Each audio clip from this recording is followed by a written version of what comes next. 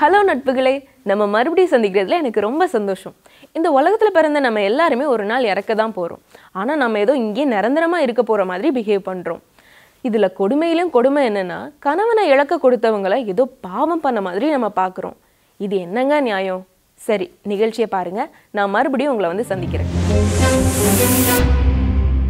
கவிதா, சீக்கிரம் வா, கல்யாணத்துக்கு போக நேரம் ஆயிட்டுதுன்னு ரஞ்சித் குரல் கொடுக்க, கவிதா நான் ரெடி, கிளம்பலாமா அப்படின்னு கேட்டுக்கிட்டே ரூமுக்குள்ள இருந்து வெளியே வந்தா. அவளை பார்த்த உடனே ரஞ்சித், வாவ் பியூட்டிஃபுல், இந்த ட்ரெஸ்ல நீ எவ்வளவு அழகா இருக்க தெரியுமா, உன் டேஸ்டே தனி, நீ பூ வைக்கிற ஸ்டைல், வளையல் கலரை தேர்ந்தெடுக்கிற ரசனை, உன் ட்ரெஸ் சென்ஸ், இப்படி ஒவ்வொன்றையும் ரசிச்சு ரசிச்சு செய்கிறத பார்த்துக்கிட்டே இருக்கலாம் போல இருக்குதுன்னு சொன்னான்.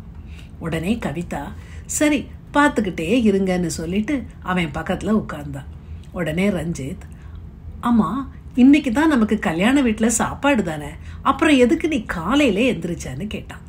அதுக்கு கவிதா, ஜெபம் பண்ணினேன். பொதுவாக நான் எந்த கல்யாணத்துக்கு போனாலும் அந்த பொண்ணு மாப்பிள்ளைக்காக உறுத்தா ஜெபம் பண்ணுவேன். இப்போ நிறைய பேர் கல்யாணமாகி கொஞ்ச நாட்கள்லேயே பிரிஞ்சிடுறாங்க. காரணத்தை கேட்டால் உப்பு சப்பு இல்லாத விஷயமா இருக்குது.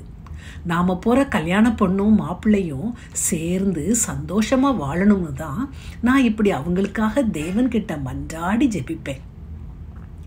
அவங்க ரெண்டு பேரும் ஒருத்தர் நல்லா புரிஞ்சுக்கிடணும், ஒருத்தருக்கு ஒருத்தர் விட்டு கொடுக்கணும், எல்லாத்துக்கும் மேலே தேவ அன்பை பிரதிபலிக்கிறவங்களா இருக்கணும்னு ஜெபம் பண்ணுவேன்னு சொன்னான். நமக்கு கல்யாணம் ஆகி இந்த 2 மாசத்துல ஒவ்வொரு நாளும் உன்னோட ஒவ்வொரு பக்கத்தையும் நான் புதுசாக பார்க்குறேன். உன்னோட எண்ணங்களில் ஒரு முதிர்ச்சியை பார்க்குறேன்.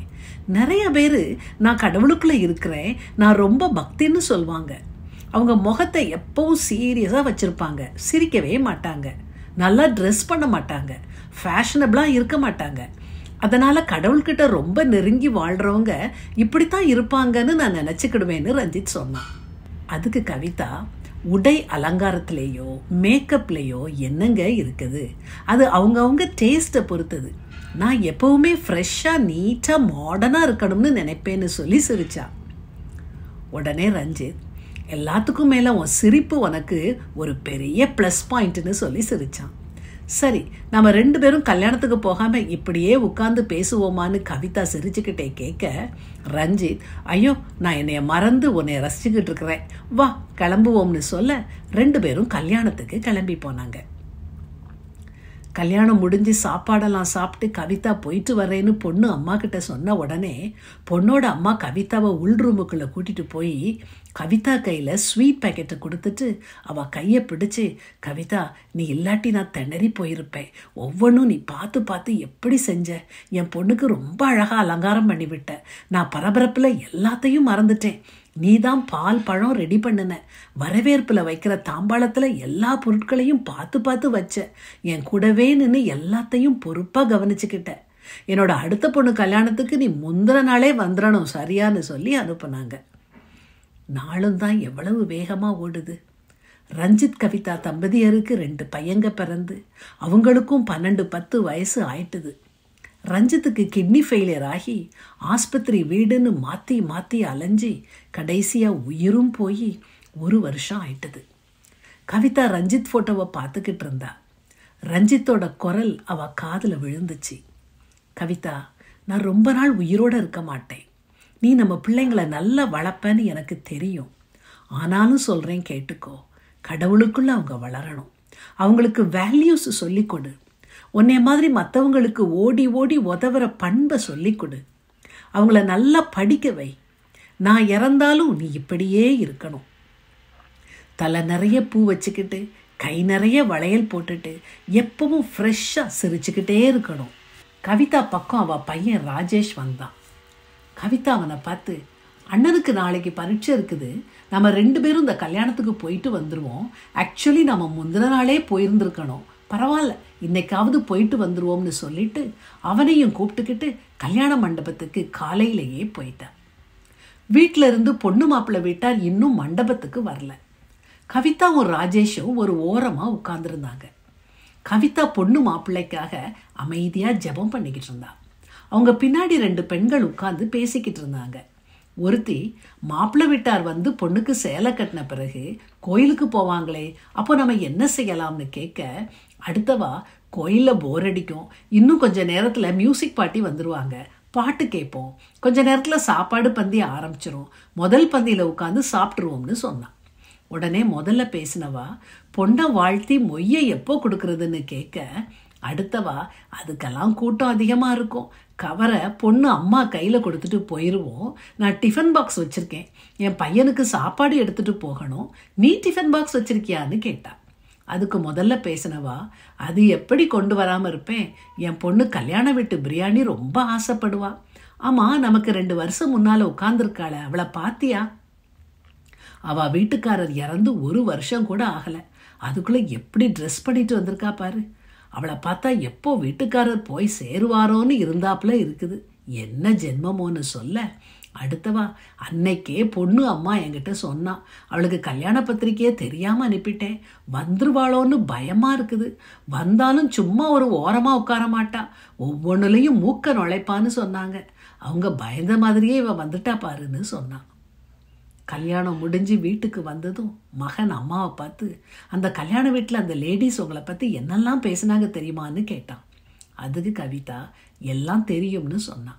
உடனே ராஜேஷ், தெரிஞ்சுமா கடைசி வரைக்கும் இருந்துட்டு வந்தீங்கன்னு கேட்டான். அதுக்கு கவிதா, உங்கள் அப்பா இறக்குறதுக்கு முன்னால் நான் கடைசி வரைக்கும் இப்படியே பூ வச்சு கண்ணாடி வளையல் போட்டுட்டு இருக்கணும்னு சொன்னாங்க, சிரிப்பு தான் உனக்கு அழகு, எப்பவும் சிரிச்சுக்கிட்டே இருன்னு சொன்னாங்க, பிள்ளைங்களுக்காகவாவது எப்பவும் சிரிச்சுக்கிட்டே இருக்கணும்னு சொன்னாங்கன்னு சொன்னான். அதுக்கு ராஜேஷ், ஆமாம்மா நீங்கள் இப்படி இருக்கிறது தான் எங்களுக்கும் பிடிச்சிருக்குது, இதை புரியாமல் மற்றவங்க உங்கள் மனசை புண்படுத்துகிறாங்களேம்மா அப்படின்னு வருத்தத்தோடு சொன்னான். அதுக்கு கவிதா, முதல்ல இப்படி மற்றவங்க பேசுகிறத கேட்கும்போது கஷ்டமாக தான் இருந்துச்சுது, என்னைய மேலே இறங்க பார்த்துட்டு ஒருத்தர் பார்த்து நக்கலாக சிரிப்பாங்க, விசேஷ வீடுகளில் எல்லாருக்கும் பூ கொடுப்பாங்க, என் பக்கம் வரும்போது என்னைய விட்டுட்டு அப்படியே போயிடுவாங்க, அப்பா போன துக்கம் ஒரு பக்கம், இப்படி மற்றவங்க குத்தல் பேச்சும் நடவடிக்கையும் மறுபக்கம், நான் ரொம்ப தான் கஷ்டப்பட்டேன், ஆனால் கடவுள் எனக்கு இப்போ நல்ல மன தைரியத்தை கொடுத்துருக்காரு, பைபிளில் 365 தடவை சந்தோஷமாக இருங்கள்னு சொல்லப்பட்டிருக்குது, அப்படின்னா நாம் தினமும் சந்தோஷமாக இருக்கணும், அதைத்தான் கடவுளும் விரும்புகிறாருன்னு சொன்னான். அதுக்கு ராஜேஷ், ஆமாம்மா நீங்கள் எப்பவும் சந்தோஷமாக இருக்கணும், அதைத்தான் நாங்களும் விரும்புகிறோம்னு சொன்னான். கவிதா மகனை ஆற தழுவிக்கிட்டா. நம்பிக்கை பெண்கள் நேயர்களே வணக்கம். உலகத்திலே கொடுமையானது என்ன தெரியுமா? கணவனை இழக்கிறது. அதை விட கொடுமை என்ன தெரியுமா? இளம் வயதுல கணவனை இழக்கிறது. கவிதாவுக்கு அதுதான் நடந்திருக்குது. என்ன ஒரு நல்ல கணவன், அவளை அன்பா வச்சுக்கிறான், அவளை அப்ரிஷியேட் பண்றான், என்கரேஜ் பண்றான், ஆனா திடீர்னு இறந்து போயிடுறான். எவ்வளவு கஷ்டமா இருக்கும். ஆனாலும் அவ அதையும் தாண்டிக்கிட்டு பழைய மாதிரியே விளைய வர்றா, சிரிச்சு சிரிச்சு பிள்ளைங்களுக்காக வாழ்க்கையை நடத்துறான். ஆனா அதையும் இந்த சொசைட்டி ஒத்துக்கிடாம அவளை கமெண்ட் பண்றாங்க. எவ்வளவு மனசுக்கு கஷ்டமா இருக்கும் இல்லையா? கணவனை இழந்ததுக்கு அப்புறம் பெண்கள் போல ஆயிடணுமோ, நல்லா ட்ரெஸ் பண்ணாம தன்னைத்தானே அலங்கரிக்காம இருக்கணுமோ, அதுதான் சரியோ, அதைத்தான் அந்த சமுதாயம் எதிர்பார்க்குதோ, கவிதா செய்யறது தவறோ? இந்த கேள்வியெல்லாம் உங்க மனசுல எழுன்னு நினைக்கிறேன். இந்த கலந்துரையாடல்ல அதை பத்தி நம்ம புரிஞ்சுக்கிடலாம். இன்னைக்கு நம்ம கலந்துரையாடலுக்கு திருமதி ரிஜாய்சி சஞ்சய் வந்திருக்கிறாங்க. கணவனை இழந்து அப்படிங்கிற கதையை நம்ம பார்த்தோம். இதுல எனக்கு ரொம்ப பிடிச்ச கேரக்டர் கணவன். ரொம்ப நல்லா அன்பா அவளை வச்சுக்கிறான், அவளை என்கரேஜ் பண்றான். யூஸ்வலா கணவன்கள் ஒய்ஃபை ரொம்ப என்கரேஜ் பண்ற மாதிரி, அப்ரிஷியேட் பண்ற மாதிரி நம்ம ரொம்ப பார்க்க மாட்டோம். பட் இந்த கணவன் ரொம்ப நல்லா ஒய்ஃபை வச்சுக்கிறான் இல்லையா ரஞ்சித்? ரொம்ப எக்ஸ்ட்ராடினரி ஹஸ்பண்டாக தெரிகிற மாதிரி எனக்கு தெரியுது. ஏன்னா நிறைய ஹஸ்பண்ட்ஸ் விமனை அவங்க ஒய்ஃபை பார்த்த உடனே அப்ரிஷியேட் மனசுக்குள்ளே யோசிப்பாங்களே தவிர்த்து வெளியே சொல்கிறது ரொம்ப வெரி ஃபியூ. ஸோ அதில் இந்த ரஞ்சித் கேரக்டர் பார்த்தீங்கன்னா வெளியே அவ்வளோ இதாக வந்து அதுவும் கல்யாணம் ஆகி பல வருடங்கள் ஆன மாதிரி தெரிஞ்சு ஸ்டில் ஒரு புது மனைவியை பார்க்குறது போல் ஒவ்வொரு நாளும் அந்த தான் மனைவியை பார்க்குறது வந்து ரொம்ப ஒரு சந்தோஷமாக அதை பார்க்க வேண்டியது. ரஞ்சித்தோடைய கேரக்டர் வந்து அதில் ரொம்ப பெஸ்ட்டாக தெரியுது. ஒருவேளை வெளி அலங்காரத்தை மட்டும் அவர் அப்ரிஷியேட் பண்ணலை, உள்ளே இருக்கிற அந்த ஸ்பிரிச்சுவல் கேரக்டரை கூட உள்ள அலங்காரத்தை கூட அப்ரிஷியேட் பண்ணுறதை நம்ம பார்க்கலாம். நீ நல்லா ஜோம் பண்ணுறியே, அப்போ இதுக்கு தான் நீ கால்மை முழிச்சியா அப்படி இப்படின்னு சொல்லி அந்த உள்ள அலங்காரத்தையும் அப்ரிஷியேட் பண்ணுறார். நிறைய பேர் நல்லா அப்ரிஷியேட் பண்ணால் கூட நிறைய ஆண்கள் வந்து வெளியே மட்டும் பார்த்து அப்ரிஷியேட் பண்ணக்கூடியவங்க இருக்காங்க. ஆனால் இவருடைய ப்ளஸ் பாயிண்ட் என்னன்னும் பார்த்தீங்க அப்படின்னா உள்ளே இருக்கிற அலங்காரத்தையும் அந்த தான் ஒய்ஃபுக்கு அவ்வளோ ஆவிக்குரிய வாழ்க்கையில் இவ்வளோ வளர்ச்சி இருக்குதே, உனக்கு முதிர்ச்சி இருக்கேன்னு சொல்லி இன்னும் என்கரேஜ், அப்போ இன்னும் ஜோம் பண்ண தூண்டும் அந்த மனைவிக்கு, இன்னும் தான் இது பண்ண தோண்டும். அப்படி தான் ஒய்ஃபை வந்து உள்ளேயும் வெளியேயும் ஒரு அப்ரிஷியேட் பண்ணுற ஒரு எக்ஸ்ட்ராடினரி ஹஸ்பண்டாக நம்ம வந்து ரஞ்சித்தை வந்து பார்க்கலாம். ஈவன் அவருடைய சிக்னஸில் கூட நீ எப்படி இருக்கணும் அப்படின்னு சொல்கிறது இன்னும் ரொம்ப ஒரு நம்மளை வந்து வியப்பு அடைய செய்யுது. அவரே ஒரு வேதனையில் இருக்கார், ஐயோ விட்டுட்டு போனால் இவா வந்து என்ன பண்ணுவேன், நீ இப்படி பண்ணுவேன் அப்படின்னு. நீ நல்லா இருக்கணும், நீ நீட், அது வந்து தான் போன பிறகு இவ எப்படி இருந்தா என்ன அப்படி யோசிக்கல. நான் போனால் கூட நீ நல்லா இருக்கணும், நீ நல்லா ட்ரெஸ் பண்ணணும், நீ எப்பவும் போல் பூ வைக்கணும், நீ எப்பவும் போல் நல்லா சந்தோஷமாக இருக்கணும்னு அவர் விரும்புகிறாரு. பார்த்தீங்களா? அப்போ எவ்வளோ இதாக மனைவியை நேசிச்சிருக்கிறாரு அப்படிங்கிறத நம்ம வந்து பார்க்கலாம். ஆனால் துரதிருஷ்டவசமாக பாவம் அவர் வந்து சீக்கிரமே இறந்துடுறாரு. அது பயங்கரமான ஒரு இழப்பு தான் கவிதாவுக்கு நம்ம வந்து சொல்லணும். அதனால் இந்த மாதிரி ஒரு அப்ரிஷியேட் பண்ணுற கணவராக நம்ம இருக்கணும். உள்ளேயும் சரி வெளியும் சரி ரெண்டையுமே அப்ரிஷியேட் பண்ணணும். வெளியே சொல்லணும், அது ஒருவேளை மனசுக்குள்ளே நினைக்கிறத விட வெளியே சொல்லும் போது இன்னும் என்கரேஜ் பண்ண மாதிரி இருக்கும், எல்லா பெண்களுக்குமே என்கரேஜ் பண்ண மாதிரி இருக்கும். ஸோ அதை செய்கிறது வந்து ரொம்ப இதாக இருந்துச்சு. ரோல் மாடல் கரெக்டாக ஒரு தலைவன், குடும்ப தலைவர் வந்து எப்படி இருக்கணுமோ அதை கரெக்டாக ப்ளே பண்ணுறாரு. அவர் இறக்கும் போது கூட பிள்ளைகளை கடவுளுக்குள்ளே வளர்ங்கிறார். அதையும் நம்ம பார்க்கணும். பிள்ளைகளை வந்து நீ இப்படி படிக்க வை, பெரிய ஆளாக்கு அப்படிலாம் சொல்லலை. கடவுளுக்குள்ளே நீ வளர்த்துட்டேன்னா போதும், பிள்ளைகளை ஆண்டவர் உயர்த்துவார் ஆட்டோமேட்டிக்காக, அந்தந்த இடத்துல பிள்ளைகள் வந்துடும். ஸோ அந்த இது கூட நம்ம யோசிக்கணும். பிள்ளைகளையும் அக்கறை, அதை கரெக்டாக அவரை வந்து அந்த ஃபேமிலிக்கு வந்து ஒரு இதை சொல்கிறது வந்து ஒரு ஆலோசனை சொல்கிறது, தான் ஒய்ஃபு சந்தோஷமாக இருக்கணும்னு சொல்கிறது வந்து ரொம்ப நல்ல கரெக்ட். உதவி செய்யணும், மற்றவங்களுக்கு உதவி செய்யணும், அதெல்லாம் அவர் சொல்கிறாரு. பார்த்தீங்களா? அதை வந்து அப்ரிஷியேட் பண்ணும். மிச்சவங்களை யோசிக்கிறார் அந்த டைம். நம்ம ஒய்ஃப் என்ன ஆவா ஏதாவா, நம்ம என்ன வச்சுருக்குறோம் அவளுக்கு, அப்படி கூட அவர் அந்த எந்த ஃபியர் ஆஃப் டெத், அதான் அவர் கடவுளுக்குள்ளே இருக்கிறார் அந்த மனுஷங்கிறது நம்ம பார்க்க முடியுது. இயேசு கிறிஸ்துவை நம்ம பார்க்கலாம். அவர் மரிக்கிற தருவாயில் மரியாதை யோசித்தார், ஆண்டவரை இவர்களுக்கு மன்னியும் தாங்க செய்கிறது இன்னது என்றார். அப்படி மிச்சவங்களை யோசிக்கிறதுலாம் வெரி ஃபியூ பீப்புள். அவங்களே நிறைய நேரம் பரிதாபப்பட்ட ஐயோ மரண பயத்தில் அந்த டைம் வந்து இந்த மாதிரி பேசுகிறதுங்கிறது, அப்போ அவர் எவ்வளோக்குள்ள ஒரு மெச்சுவர்ட் கிறிஸ்டியனாக தான் ஆவிக்குரிய வாழ்க்கையில் எவ்வளோ முதிர்ச்சி பெற்றவராக இருக்கிறார் அப்படிங்கிறத வந்து இதுலேருந்து தெரியுது நம்மளுக்கு. அடுத்தது நம்ம கேரக்டரை அனலைஸ் பண்ணுறதுக்கு முன்னாடி இந்த சொசைட்டியை பற்றி நம்ம பேசலாம் அப்படின்னு நினைக்கிறேன். நம்ம சமுதாயம் எப்படி ஒரு விதவையை பார்க்குது அப்படிங்கிறது, எப்படி பார்க்கணும் அப்படிங்கிறதையும் சொல்லணும். அது இந்த ரெண்டு பெண்களும் பேசுகிறத பார்த்தா ரொம்ப ஒரு வேதனையாக இருக்குது. ஏற்கனவே அவங்க கவிதான்கிறவங்க ஒரு வேதனையான ஒரு பாதையில் தான் அவங்க சென்று கொண்டு இருக்காங்க. எதுவுமே கணவர் இறக்கும்போது எல்லாமே அவங்க செய்யணும், அவங்களுக்கு பொறுப்புகள் கூட இருக்கும், எல்லாமே பிள்ளைகளை கவனிக்கிறது எல்லாமே அவங்க கூட இருக்கும். அந்த ஒரு வேதனையான இதில் செய்யும் போது இவங்களும் கூட செய்கிறதுங்கிறது வந்து அவங்க ரொம்ப ஒரு கஷ்டமான விஷயந்தான்.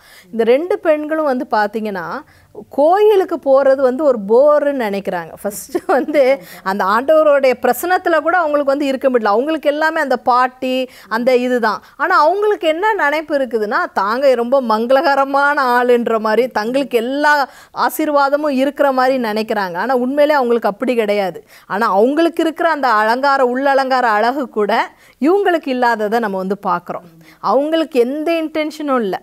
அந்த கல்யாண வீட்டில் வர்ற அந்த அந்த பொண்ணு மாப்பிள்ளை எப்படி இருந்தால் கூட அவங்களுக்கு அவ்வளோ, அவங்களுக்கு எல்லாமே அவங்களுக்கு என்ஜாய்மெண்ட்டு, சும்மா பிரியாணியை சாப்பிடணும், பிள்ளைகளுக்கு கவனிக்கணும், ரொம்ப செல்ஃபிஷாக பிள்ளைகளுக்கு பார்க்கணும், மிச்சவங்கள கிரிட்டிசைஸ் பண்ணி அது கரெக்டாக தப்பான்னு கூட அவங்களுக்கு தெரில. ஆனால் இப்போ இருக்கிற சொசைட்டி அப்படி தான் இருக்கிறாங்க. இன்னுமே விதவைகளை வந்து ஏதோ ஒரு தப்பான ஒரு காரியமாகவே பார்க்குறாங்க. இவங்க ஏதோ தப்பு பண்ணியிருக்காங்க, அதனால தான் இவங்க கணவர் சீக்கிரம் இறந்துட்டாரு, இந்த மாதிரிலாம் பார்த்து இன்னும் புண்படுத்துறது இருக்குது. சும்மா அவங்க ஒரு நல்ல ஒரு ட்ரெஸ்ஸு, ஒரு பட்டு சேலையோ, ஒரு அட்லீஸ்ட் இந்த ஜிமிக்கி மாதிரி ஒரு இது போட்டால் கூட அவங்கள ஒரு குறை சொல்கிறது, பூ வைக்கிறது. ஆனால் பைபிள்னு பார்த்தீங்கன்னா விதவைகளுக்கு எந்த ரெஸ்ட்ரிக்ஷனும் கொடுக்கவே இல்லை. அவள் உதவி செய்யணும், நற்காரியங்களை செய்யணும்னு தான் திமோத்தியில் சொல்லப்பட்டிருக்கே தவிர்த்து மற்றபடி எந்த நீ பூ வைக்காத இது பண்ணாதன்றது. ஸோ அதனால் நம்ம பைபிளில் இல்லாததை நம்ம எடுக்க வேண்டிய அவசியமும் கிடையாது. அவங்களுக்கு என்ன தோணுதோ, இப்போ அவங்க இப்போ ரஞ்சித் போல் ஒரு கணவர் அதை ஆசைப்பட்டாருன்னா அதை நிறைவேற்றி வைக்கிறதுல அவங்களுக்கு அவங்க இதுக்காக அவங்களுடைய ப்ளஷருக்காக அவங்க அந்த ட்ரெஸ்ஸை பண்ணலை. தான் கணவர் சொல்லியிருக்காரு, நீட்டாக நீ எப்பவும் ஒரு நீ சந்தோஷமாயிருன்னு சொல்லியிருக்கிறாரு. ப்ளஷருக்காக பண்ணாலும் தான் என்ன. ஆமாம், அதனாலுமே தப்பு கிடையாது. இப்போ இவங்களுடைய கேரக்டரை அனலைஸ் பண்ணால் நான் அப்படி சொல்கிறேன். ஸோ அவங்க அதுக்குன்னு கூட பண்ணலை, இவங்க அப்படி சொல்கிறாங்கல்ல அந்த கிரிட்டிஸ், அதுக்கு கூட அவங்க பண்ணலை, அவங்க அவங்களுக்குன்னு பண்ணுறாங்க. அது மாதிரி நீங்கள் சொன்னது மாதிரி அவங்க அவங்களா இருக்கிறதுல எந்த தவறுமே கிடையாது. அது எந்த குற்றமோ அது பாவமோ முதலாவது கிடையாது. அவங்கள பூ கொடுக்காம அப்படி ஒதுக்குறதோ, அவங்கள கல்யாண வீட்டில் வந்தால் அவங்களாம் வந்தால் நம்ம பிள்ளைக்கு ஏதோ பாதிப்பு. நான் எங்களுடைய அம்மா அப்பாவோடைய 50th ஆனிவர்சரியில் கூட நாங்கள் பர்பஸாகவே எங்கள் ஃபேமிலியில் இருக்கிற 2 விடோஸை தான் கேக் கட் பண்ண வச்சோம். ஸோ அதனால் அந்த மாதிரி நம்ம வந்து அவங்கள என்கரேஜ் பண்ணணும். அவங்களுக்கு அவங்க எந்த பாவம் பண்ணாங்க இந்த இதில் பாவம் பண்ண மாதிரியோ, அவங்கள கூப்பிட்டுட்டு வந்தால் என்னமோ கல்யாணமே இதாகிரும் அப்படின்ற மாதிரியோ புறஜாதியார் நினைக்கிறது போல் கிறிஸ்தவர்களாகிய நாம் வந்து நினைக்கக்கூடாது. நம்ம வித்தியாசத்தை காட்டணும்.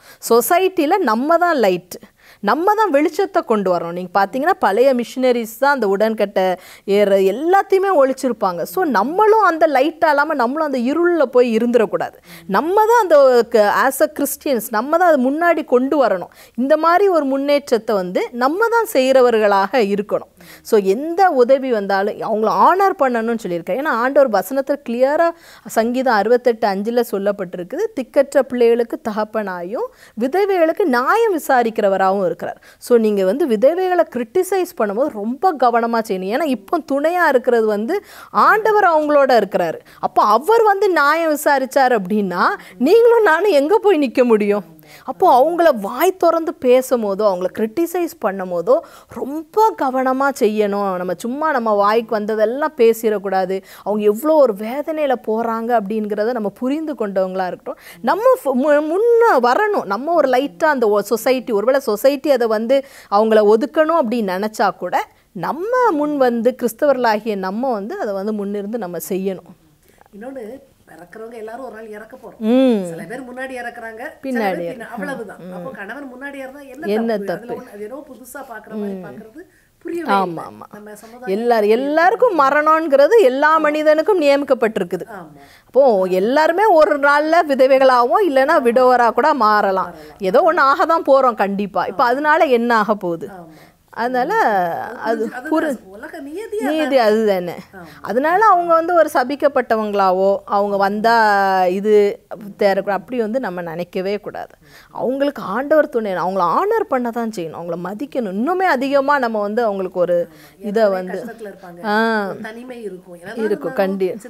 கணவருடைய பிளேஸில் யாரும் நிரப்ப முடியாது.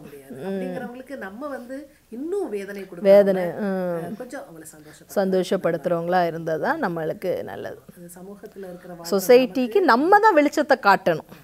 ஏன்னா நம்மளுக்கு தான் ஆண்டவர் வெளிச்சத்தை கொடுத்துருக்கிறார், வசனத்தை கொடுத்துருக்கிறாரு.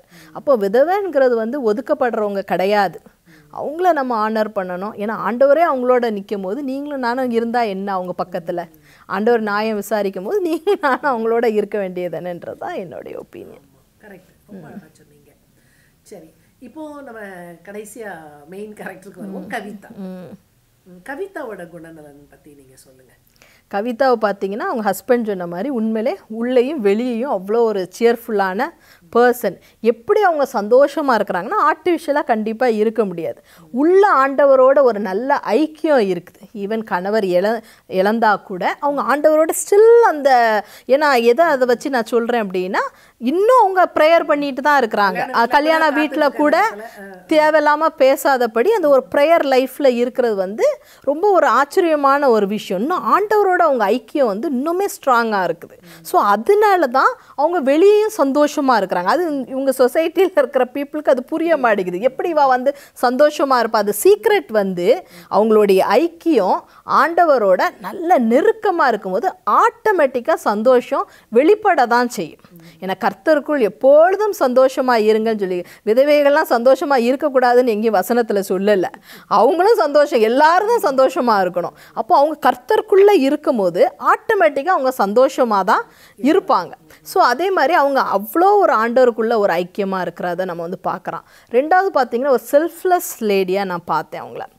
என்ன நாள் மிச்சவங்களை யோசிக்கிறாங்க, மிச்சவங்களுக்கு எப்படி இருக்கும் என்ன ஏது, அவங்க ஐயோ அந்த பிள்ளைகள் நல்லா இருக்கணுமே, அவங்களுக்கு என்ன தேவை. இப்போ ஒரு கல்யாண வீட்டுக்குன்னா அவங்களுக்கு என்ன தேவை. இப்போ அந்த பெண்ணுடைய அம்மா வந்து கூப்பிட்டு சொல்கிறாங்க நீ இந்த மாதிரி ஹெல்ப் பண்ண அப்படின்னு சொல்லும் போது மிச்சவங்களுடைய தேவையை அறிஞ்சு அந்த அவங்களுக்கு என்ன நீடோ அதை செய்கிறவங்களா இருக்கிறத நம்ம பார்க்குறோம். ஆமாம், வந்தோன்றது இல்லை. அது பிறகு அவங்க செய்கிறது வில்லிங்காக தான் இருக்கிறாங்க. நானே இப்படி வந்துட்டேன், எனக்கு எதுக்கு உங்களுக்கெல்லாம் செய்யணுன்ற ஆட்டிடியூடில் அவங்க இல்லை. மிச்சவங்க தான் ஒதுக்குறாங்களே தவிர்த்து அவங்க ஒதுங்கிறத நம்ம பார்க்க முடியல. பையனுக்கு ஒரு பியூட்டிஃபுல்லான ஒரு லெசனை சொல்லி கொடுக்குறாங்க.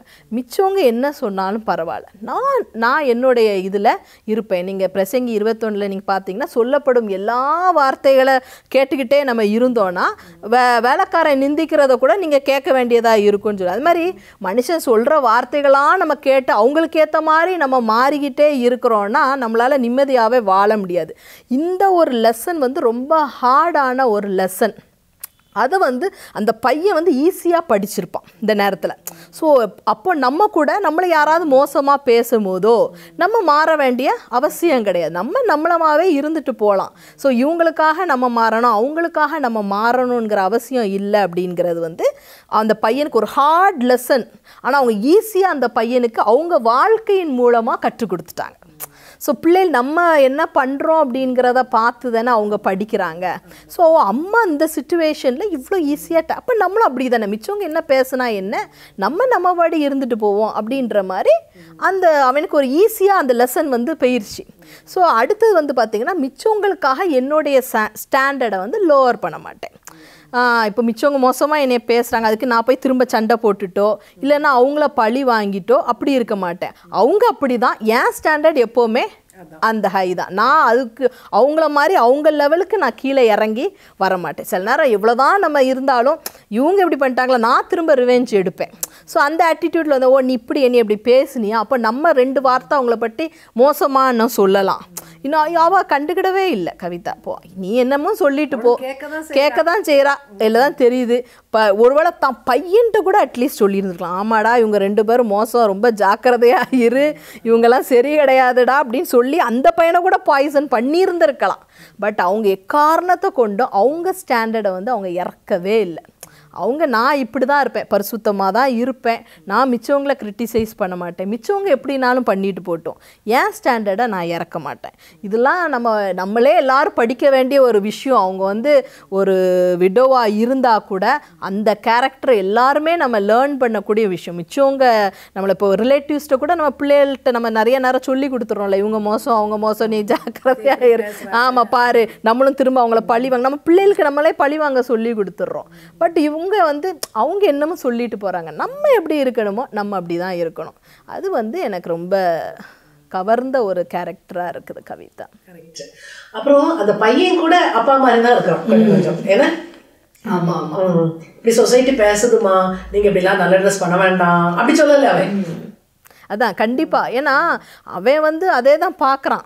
பார்த்துட்டு அவங்க அம்மா என்ன சொல்கிறாங்கங்கிறதையும் அவன் பார்த்துட்டு, ஆனால் அவன் பெஸ்ட்டு என்னன்னா நீங்கள் எப்படி இருக்கீங்களோ நீங்கள் இருங்க, அதுதான் பெஸ்ட். தான் சப்போர்ட்டிவாக இருக்கேன் அப்படிங்கிறத அவன் வந்து வெளிப்பாடு, அது வந்து ரொம்ப முக்கியம். இந்த மாதிரி சிச்சுவேஷனில் ஒரு வேளை கணவனை இழந்து இருக்கிற ஒரு தாய் உங்கள் வீட்டில் இருக்கிறாங்க அப்படின்னா கண்டிப்பாக நம்மளுடைய சப்போர்ட் இவ்வளோ நாள் நம்ம காட்டியிருக்க மாட்டோம், அவங்களும் எதிர்பார்த்துருக்க மாட்டாங்க. ஆனால் இனிமே வந்து தான் பையன்கிட்ட இருந்து அந்த இதை எதிர்பார்ப்பாங்க. நான் உன் கூட இருக்கேன், நாங்கள் இருக்கிறோம், பிள்ளைகள்கிட்ட இருந்து கண்டிப்பாக எதிர்பார்ப்பாங்க. அது பிள்ளைகள் இவ்வளோ நாள் சொல்லலைன்னா கூட இனிமேல் கண்டிப்பாக உங்கள்கிட்ட சொல்லணும், ஏமா நாங்கள் இருக்கோம், நீங்கள் கவலைப்படாதீங்க, நீங்கள் எப்படி இருக்கிறீங்களோ நீங்கள் இருங்கன்றதை வந்து இருங்க, சிரிச்சுக்கிட்டே இருங்க, நீங்கள் சந்தோஷமாக இருங்க அப்படின்னு அவங்கள என்கரேஜ். ஆமாம்மா உங்களுக்கு இப்படி நடந்துட்டே, உங்களுக்கு அப்படி நடந்துட்டே, உங்களை இப்படி சொல்கிறாங்கம்மா, நீங்கள் இப்படி நம்மளும் கெடுக்கிறவங்களா இருக்கக்கூடாது, கூட கொஞ்சம் சப்போர்ட்டிவாக நம்ம இருக்கணும். இப்போது இந்த பையன் கவிதாவுடைய பையன் இருக்கிறது போல் நம்மளும் அதே மாதிரி அவங்களுக்கு வந்து கூட ஒரு சப்போர்ட்டிவாக நம்ம இருக்கணும் அப்படிங்கிறது நினைக்கிறேன். ஆமாம், ரொம்ப நல்லா சொன்னீங்க. அவங்க ஒரு என்னதான் இருந்தாலும் அவங்க அப்பாவுக்கு மகன் தானே. ஆமாம் ஆமாம், அதே கேரக்டர் அவனுக்கும் வந்திருக்கும். இன்னொன்று அம்மா வருத்தப்படக்கூடாது அப்படின்னு அவன் நினைக்கிறான். கண்டிப்பாக அவனுக்கு அங்கே இருக்க பிடிக்கல கல்யாணத்துக்கு, ஆனாலும் அவங்க அம்மா கூட இருந்துட்டு வந்துடுறான். அம்மாக்காக தான் வாரான், ஏன்னா அவனுக்கு அந்த இன்ட்ரெஸ்ட் இருந்த மாதிரி தெரியல. அந்த மாதிரி பாய்ஸ் வந்து கல்யாணம் வர விரும்ப மாட்டாங்க வாலிப பிள்ளைகள் ரொம்ப, ஏன்னா அவங்களுக்கா தெரியாத தவிர்த்து சும்மா எல்லா கல்யாணத்துக்கு வர விரும்ப மாட்டாங்க. தான் தாய்க்காக தான் தாய் கூட இருக்கணும், அப்பா இடத்த தான் ஃபில் பண்ணணும்னு நினைக்கிறதே வந்து ரொம்ப ஒரு நல்ல விஷயம். அந்த பையனை நம்ம பார்க்கும் போது நல்லா வளர்த்துருக்கான். அப்பா சொல்றப்ப பிள்ளைகளை நல்ல வழியில வள அப்படின்னு கர்த்தருக்குள்ள வளன்னு சொல்லும் போது கண்டிப்பா அந்த பிள்ளைகள் நல்லா தான் இருக்கும். நம்ம பிள்ளைகளை இப்படி வளர்க்கணும், பெரிய ஆளாக்கணுன்றதை விட கர்த்தருக்குள்ள வளர்த்துட்டாலே போதும், பிள்ளைகளை ஆண்டவர் ஆட்டோமேட்டிக்கா உயர்த்துவார். பிள்ளைகள் நம்மளுக்கு கடைசி வரைக்கும் அவங்க சப்போர்ட்டிவா இருப்பாங்க. நம்ம எமோஷனலாக த்ரெட்டன் பண்ணிட்டு, இப்போ நிறைய விடோஸ் அந்த மாதிரியும் நிறைய பேர் பண்ணுறாங்க. எமோஷனலாக அவங்கள பிளாக்மெயில் பண்ணி, பாரு எனக்கு யாரும் இல்லை, நீதான் சொல்லி பிள்ளைகளை அவங்க வழிக்கு கொண்டு வரணும்னு பார்க்குறாங்க. ஆனால் அப்படி அவசியம் இல்லை. நம்ம ஆண்டோருக்குள்ளே வளர்த்தாலே பிள்ளைகளும் நம்மளுக்கு சப்போர்ட்டிவாக இருப்பாங்க, அவங்களும் நல்லா இருப்பாங்க. ஜாய்சி, ரொம்ப அழகாக சொன்னீங்க.